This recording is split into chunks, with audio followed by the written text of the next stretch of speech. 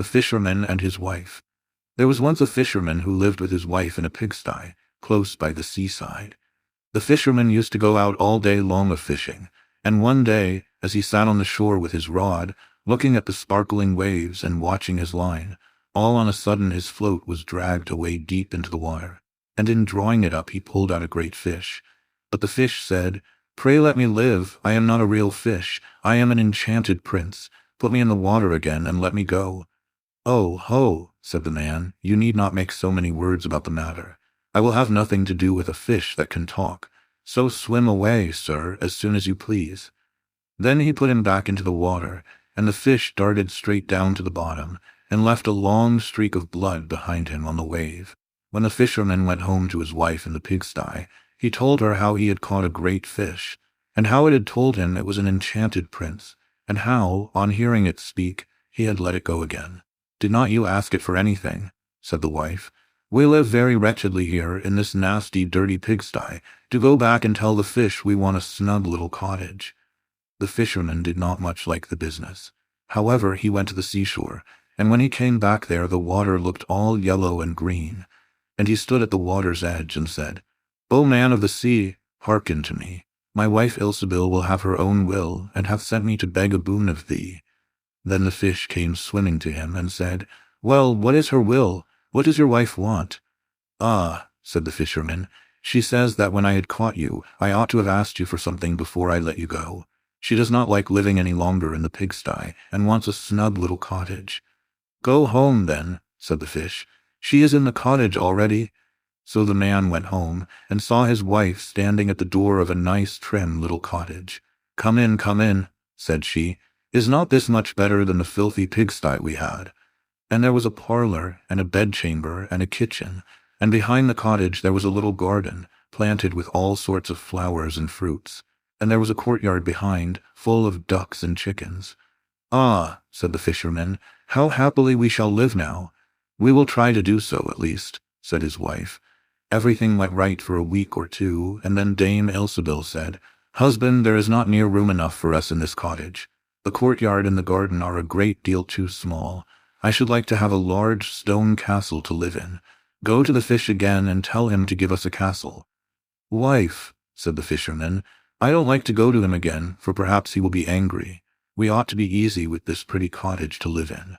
"Nonsense," said the wife. "He will do it very willingly, I know. Go along and try." The fisherman went, but his heart was very heavy. And when he came to the sea, it looked blue and gloomy, though it was very calm. And he went close to the edge of the waves and said, "O man of the sea, hearken to me. My wife Ilsebil will have her own will, and hath sent me to beg a boon of thee." "Well, what does she want now?" said the fish.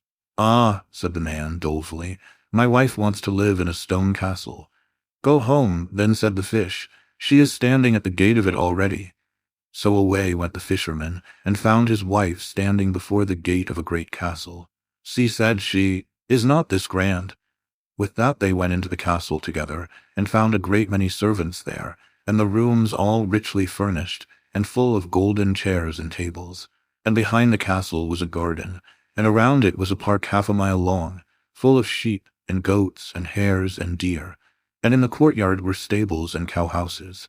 "Well," said the man, "now we will live cheerful and happy in this beautiful castle for the rest of our lives." "Perhaps we may," said the wife, "but let us sleep upon it before we make up our minds to that." So they went to bed.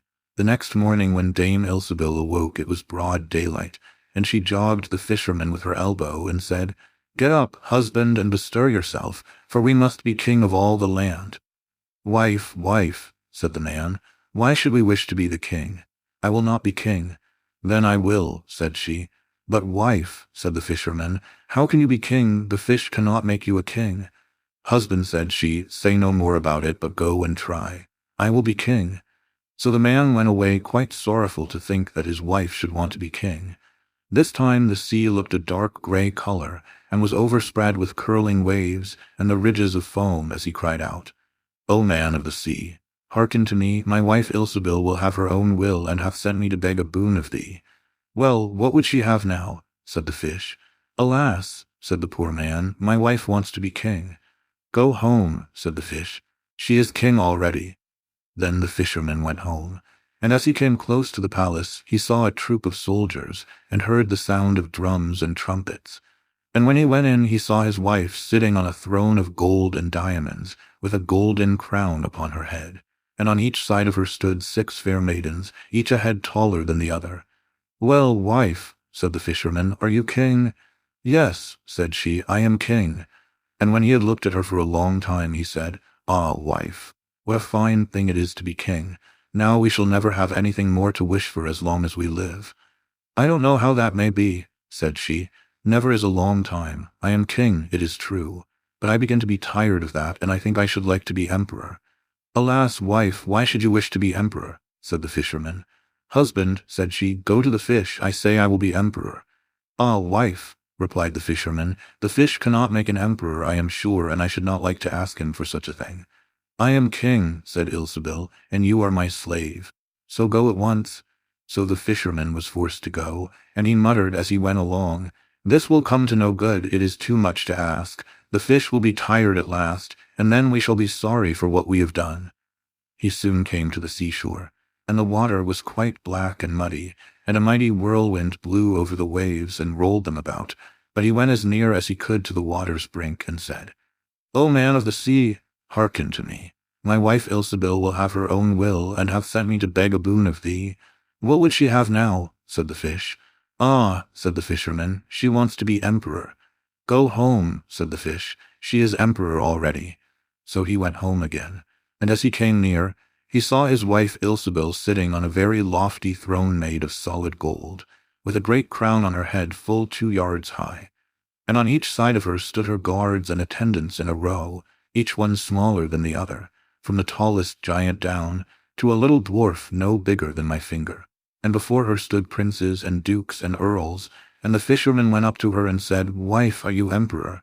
"Yes," said she, "I am emperor." "Ah," said the man as he gazed upon her, "what a fine thing it is to be emperor." "Husband," said she, "why should we stop at being emperor? I will be pope next." "Oh, wife, wife," said he, "how can you be pope? There is but one pope at a time in Christendom." "Husband," said she, "I will be pope this very day." "But," replied the husband, "the fish cannot make you pope." "What nonsense," said she. "If he can make an emperor, he can make a pope.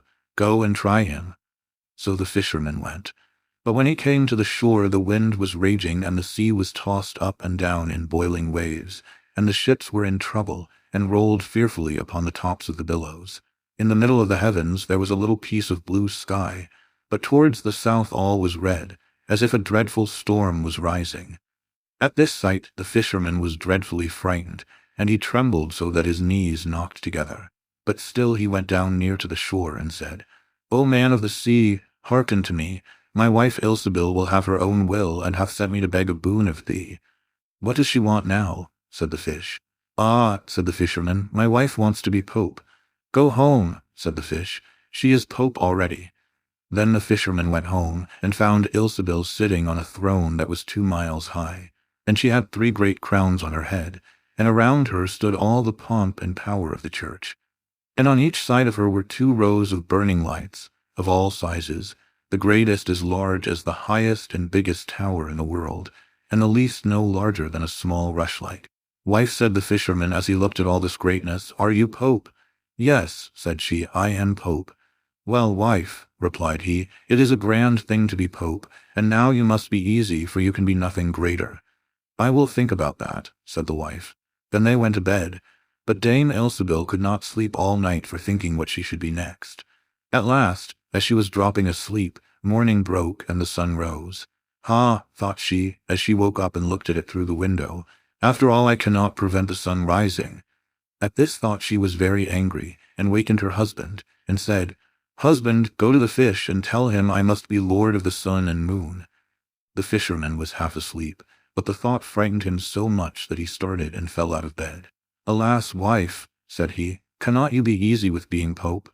"No," said she, "I am very uneasy as long as the sun and moon rise without my leave. Go to the fish at once." Then the man went shivering with fear, and as he was going down to the shore a dreadful storm arose, so that the trees and the very rocks shook. And all the heavens became black with stormy clouds, and the lightnings played, and the thunders rolled, and you might have seen in the sea great black waves, swelling up like mountains with crowns of white foam upon their heads. And the fisherman crept towards the sea and cried out as well as he could, "O man of the sea, hearken to me. My wife Ilsebil will have her own will, and hath sent me to beg a boon of thee." "What does she want now?" said the fish. "Ah," said he, "she wants to be lord of the sun and moon." "Go home," said the fish, "to your pigsty again." And there they live to this very day.